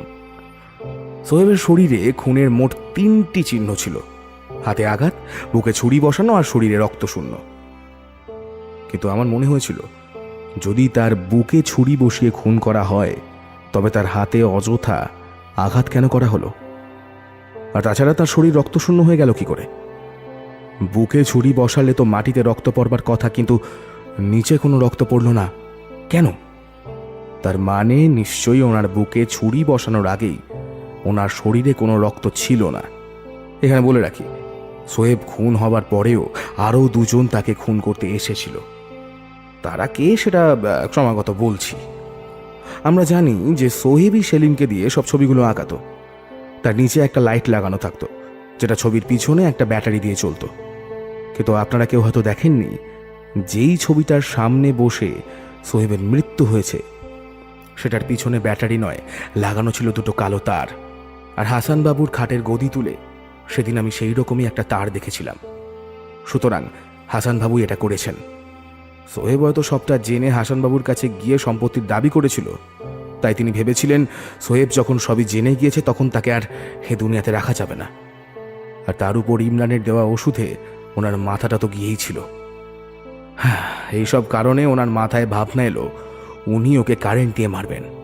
তিনি এক ফাঁকে সেই ছবিটার পিছনে ব্যাটারিটা খুলে একটা তার লাগিয়ে সেটার পয়েন্ট কোনো সুইচের সাথে কানেক্ট করে দিলেন। সোহেব আঁকতে জানতেন না, কিন্তু সেদিন এমনি মনের খেয়ালে জল রঙের তুলিটা সেই ছবিটার উপর বোলাতে গেলেন, আর অমনি সঙ্গে সঙ্গে জল আর কারেন্ট একসাথে মিশে গিয়ে সোহেবের শরীরটাকে টেনে ধরল। কতক্ষণ যে সে সেই রকম ভাবে ছিল জানি না। একসময় কারেন্ট তার শরীরের সব রক্ত শুষে নিলে ওনার মৃত্যু হয়। আর তখন হাসান বাবু সেই তারটা খুলে নিয়ে রাখেন নিজের গদির তলায়। আর তারপরই সেলিম ভেবে সোহেবকে খুন করতে আসেন আমির মোল্লা, কারণ ওনার জুতোর শুকতালার একটা অংশ আমি সোহেব বাবুর ঘর থেকে প্রথম দিন পেয়েছিলাম। উনি এসে লাঠি দিয়ে মারলেন সোহেব বাবুর হাতে, কিন্তু দেখলেন সোহেব যে আগেই খুন হয়ে গিয়েছে। তখন তিনি ভয়ে পালালেন। নন্দন, এবার বুঝেছ কেন উনি আমাদের দেখেই সরে যেতেন। তারপরই আবার ছুরি হাতে আসেন ডাক্তার ইমরান। তিনি এসে মৃত সোহেবের বুকে ছুরি বসান, কারণ হয়তো ওনার মনে হয়েছিল যে হাসান বাবু তো এমনি কিছুদিন পর মারা যাবেন, আর সেলিম ওঠে সোহেবকে সরিয়ে দিলে সম্পত্তি তো হাতের মুঠোয়। কিন্তু উনিও সোহেবের আগে মৃত্যু হয়েছে দেখে পালিয়ে গেলেন। কিন্তু হাসান বাবু ছাড়া এই সেলিম সোহেবের ব্যাপারটা আর কেউ জানতো না। এতটা বলতে বলতে সোমেশ্বর একটু হাঁপিয়ে গেছে। একটা গভীর শ্বাস নিয়ে বলল, আর জানেন, আপনার উপর যে ছুরিটা ছোঁড়া হয়েছিল সেটাও হাসান বাবুই ছুঁড়েছিলেন। এটা আমি হাসান বাবুর ডায়েরিতে লেখা একটি ধাঁধা পড়ে জেনেছি। ধাঁধাটা ছিল, সব কিছুই দেখলাম কিন্তু কাজ হবে কি ফলে? জোনাকি তো নিভল না আজও, জোনাকি কেবল জলে। তো উনি বলছেন উনি সব কিছুই করে দেখেছেন, কিন্তু কিসে ফল হবে তা বুঝতে পারছেন না। তারপর উনি বলছেন জোনাকি নিভল না আজও, জোনাকি জ্বলছে। জানেন, আপনি বলেছিলেন না আপনার মা বিয়ের আগে হিন্দু ছিল? আমি আপনার বাপের বাড়ি গিয়ে জেনেছি আপনার মা ছেলেবেলায় আপনার নাম জোনাকি রেখেছিলেন। পরে বড় হয়ে নাম জোনাকি থেকে জারিন হয়। সুতরাং লোকটা নিজেই বলেছেন যে উনি জোনাকি মানে জারিনকে নেভাতে বা মারতে চেয়েছিলেন, কিন্তু সে জ্বলছে মানে বেঁচে আছে মানে মারা যায়নি। হয়তো বারবার লোডশেডিং করে লোকটা এইসব করতেন। তিনি হয়তো ভেবেছিলেন সোহেবের পাশাপাশি আপনাকেও সরিয়ে দেবেন, যেন সম্পত্তির আর কোনো ভাগিদার না থাকে। হাসানবাবু সত্যি নৃশংস, লোভী এবং বর্বর ছিলেন। টাকার জন্য উনি সবকিছুই করতে পারতেন। যাই হোক, এবার শেষ জিনিসটা বলে শেষ করি। এই বাড়ির সম্পত্তি হাসানবাবুর কিছুই না। মাহমুদবাবু মৃত্যুর আগে একটা দলিল করে গিয়েছিলেন, কিন্তু হাসানবাবু সেই দলিল লুকিয়ে রেখেছিলেন, কারণ সেই দলিলে মাহমুদ বাবুর ছেলে সেলিম বা সোহেব কেউ একটা সই না করলে সেটা হাসানবাবুর হতো না। হাসানবাবু এই যে একটা নকল দলিল তৈরি করে আসল দলিল তিনি কোথায় রেখেছিলেন সেটার হদিশ লিখে গিয়েছেন। এই যে দেখুন, এই নকল দলিলের পিছনে একটা ধাঁধা লেখা আছে, যেটা আসল দলিলের সন্ধান দেবে। ধাঁধাটা পড়ে শোনাচ্ছি। যুক্তি যেথায় মিলায়ে গগন সেথায় তুমি খুঁজো, নীল আকাশে উড়াইয়া দি নীলের ঘরে পুজো, যদি তাকে নাহি পাই তবে সেটা তাহার, আমার শুধু আমার রবে সেটা আর কাহার। এখানে উনি যুক্তি দিয়ে বলতে কোনো যুক্তি তর্কের কথাই বোঝাননি। এখানে যুক্তি বলতে বলা হয়েছে যুক্তি ফুল, অর্থাৎ যেখানে যুক্তি ফুল আছে দলিলটা সেখানে খুঁজতে হবে। নীল আকাশ বা নীলের পুজো বলতে উনি বিশেষ কোনো নীল জিনিসকে বুঝিয়েছেন। তারপর বলেছেন যদি তাকে নাহি পাই তবে সেটা তাহার। এটার মানে বলছেন যদি ওনার কিছু একটা হয়ে যায় তবে দলিলটা যার কাছে আছে তার। তারপরের লাইনে বলছেন আমার শুধু আমার রবে সেটা আর কাহার, মানে ওনার আত্মবিশ্বাস যে ওটা কেউ খুঁজে পাবে না। এবার ফতেমা বেগমের বাগানে একটি যুক্তি ফুলের গাছ আমি প্রথম দিনই দেখেছিলাম। আমি বললাম, বুঝেছি সোমেশ্বর। আর ওই যুক্তি ফুলের গাছটার পাশেই পাঁচিলের নীল রঙের এই বিজ্ঞাপনের কাগজটা মারা ছিল। এই নীলের কথাই উনি বলেছেন, তাই তো? হ্যাঁ, কিন্তু ওই দলিলে যে 192 বলে লেখাটা আছে, ওটা কি? ওটা কোনো একজন বা দুজনের কথা বলা হয়নি, ওটা একটা সংখ্যা। ভালো করে মনে করো নন্দন, ফতেমা বেগমের বাড়ির নম্বর 192/4। সুতরাং ফতেমা বেগমের বাড়ির পাঁচিলের বিজ্ঞাপনের এই নীল পোস্টারটাই মাহমুদ বাবুর তৈরি আসল দলিল। এই বলে ও সকালে সেই পাঁচিল থেকে ইমরান বাবু তুলে দেওয়া নীল পোস্টারটা দুদিকে টান দিতেই মাঝখান থেকে বেরিয়ে পড়ল একটা দলিল। সোমেশ্বর সেটা পড়ে বলল, মাহমুদ বাবু ওনার স্থাবর অস্থাবর সব ওনার সন্তান এবং তাদের বংশকে দিয়ে গেছেন, আর ভাই আর বোনকেও কিছু দিয়েছেন। তারপর ও সেলিমের কাছে গিয়ে দাঁড়ালো। সেলিম মাথা নিচু করেছিলেন। সোমেশ্বর ওনার কাঁধ ধরে বলল, আর মাথা নিচু নয়, এবার মাথা তুলে বাঁচতে শেখো। আজ থেকেই তুমি আসল শিল্পী শেখ সেলিম, আর তোমায় কারোর ছায়া হয়ে বাঁচতে হবে না। তারপর ওনার হাতে দলিলটা দিয়ে বলল, সেলিম, এটা তোমারই প্রাপ্য, তুমি এটার আসল মালিক। তবে একটা অনুরোধ আছে। দেখো, আমি জানি যে জন্ম থেকেই তোমার সাথে অন্যায় হয়েছে, কিন্তু তুমি একবার ভেবে দেখো, ফতেমা বেগম মানে তোমার পিসি, ওনার স্বামী মারা গেছেন, ওনার ছেলে এখন গ্রেপ্তার হলো, ওনার যে আর কেউ নেই, তাই তুমি ওনাকে একটু দেখো। আর এই যে ইনি তোমার ভাইয়ের স্ত্রী, পারলে এনাকেও কিছু ভাগ দিও, ওনার বাকি জীবনটা যেন ভালো কাটে। সেলিম সোমেশ্বরের হাতে দলিলটা ফিরিয়ে দিয়ে বলল, আমার এসব টাকা সম্পত্তি কিচ্ছু চাই না, ওসব ওদের দিয়ে দিন। আমি আঁকতে ভালোবাসি, আঁকা দিয়েই না হয় কিছু একটা করে নেব। সোমেশ্বর ওনার কাঁধে চাপড় মেরে বলল, বাহ, এটাই তোমার কাছ থেকে আশা করেছিলাম। তোমার একটা উপকার করতে চাই। এই বলে ও পকেট থেকে একটা কার্ড বার করে সেলিম বাবুর হাতে দিয়ে বলল, এই নাও, আমার এক পরিচিত দিল্লিতে থাকে। সে যে বিশ্ববিদ্যালয়ে পড়ায় সেখানে প্রতি বছর ছবির এক্সিবিশন হয়। সেই এক্সিবিশনে যেই ছবি সেরা বলে বিবেচিত হয় লন্ডনে কেমব্রিজ বিশ্ববিদ্যালয়ে স্থান পায়। এই কার্ডে তার নাম, ঠিকানা, টেলিফোন নম্বর দেওয়া আছে। তুমি সেখানে ছবি দাও, আমার বিশ্বাস তোমার ছবি সেরা হবেই। আর তারপর শুধু দেশে নয়, বিদেশেও তোমার নাম ছড়িয়ে পড়বে। তাকে শুধু আমার নামটা একবার বলবে, সেই সব ব্যবস্থা করে দেবে। সেলিম সোমেশ্বরের দুটো হাত ধরে বলল, আপনার এই ঋণ যে কিভাবে চোকাবো। থাক থাক, ওসব ভাবতে হবে না, অনেক বড় হও, যেন লোকের কাছে গর্ব করে বলতে পারি যে আন্তর্জাতিক শিল্পী শেখ সেলিম আমার ভাইয়ের মতো, সে আমার পরিচিত। আমরা পারিশ্রমিক নিয়ে সেখান থেকে বাড়ির উদ্দেশ্যে রওনা দিলাম। পথে আস্তে আস্তে ওকে বললাম, সবই তো হলো, কিন্তু একটা জিনিস কিন্তু বুঝতে পারলাম না, বুঝলে? কি? হাসানবাবুর মৃত্যুর দিন জারিনের সঙ্গে কথা বলবার সময় যে লোকটাকে আমরা দরজার আড়াল দিয়ে উঁকি মারতে দেখেছিলাম, সেই লোকটাকে গোপীনাথ বাবু। মানে সুরবালা মুখোপাধ্যায়ের স্বামী গোপীনাথ বাবু? তোমার মনে আছে জারিন আমাদের বাড়ি যেদিন এসেছিলেন সেদিন বলেছিলেন যে উনি বিয়ের আগে একটি হিন্দু ছেলেকে ভালোবাসতেন ও বিয়ে করতে চেয়েছিলেন? সেই ছেলেটা গোপীনাথ বাবু। ওনার সাথে জারিনের যে কোর্টে প্রথম আলাপ হয় এটা উনি আমাদের মিথ্যে বলেছিলেন। আমি জারিনের বাপের বাড়ি কৈখালি গিয়ে জানতে পেরেছিলাম যে জারিনের বিয়ের আগে যে হিন্দু ছেলেকে ভালোবাসতেন ও বিয়ে করতে চেয়েছিলেন তার নাম গোপীনাথ মুখোপাধ্যায়। সেদিন উনি এসেছিলেন জারিনের সাথে দেখা করতে, আমাদের দেখে সরে পড়েন। গোপীনাথবাবুর ঘাড়ে একটা মোটা তিল আছে, আর সেটা দেখে আমি বুঝতে পেরেছিলাম যে ওটাই গোপীনাথবাবু। তার মানে ওদের মধ্যে কি আজও মেলামেশা আছে?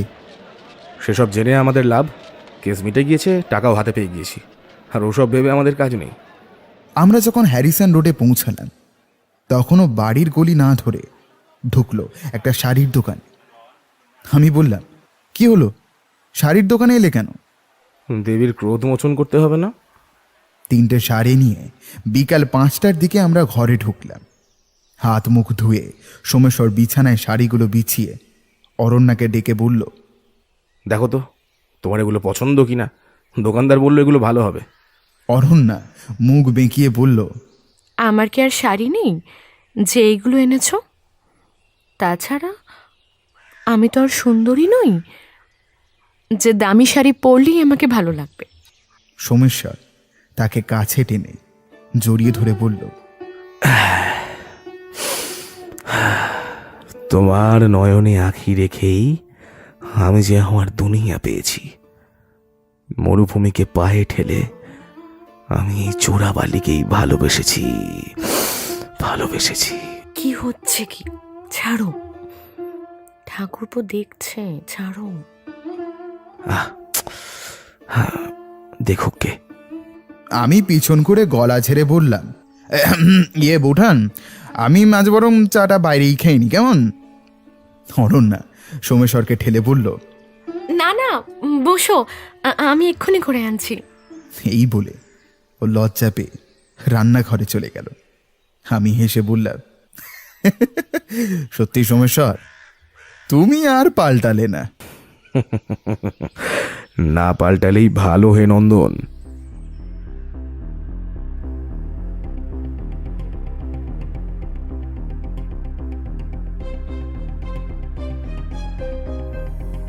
শেষ হলো আজকের গল্প 1 নয় 2। গল্পের বিভিন্ন চরিত্রে ছিলেন ইভান, রক্তিম, সুচিস্মিতা, রমাকান্ত, নীল, সঞ্চিতা, অনন্যা, আসঞ্জন, নবীনিতা, শুভম, চয়ন। পরিচালনা এবং এডিটিংয়ে বিপুল। পোস্ট ডিজাইন শঙ্খ। গল্পের সূত্রধার আমি ভয়েসম্যান আসঞ্জন। ফিরব পরের সপ্তাহে আরও একটি অসাধারণ গল্প নিয়ে। নমস্কার, শুভরাত্রি।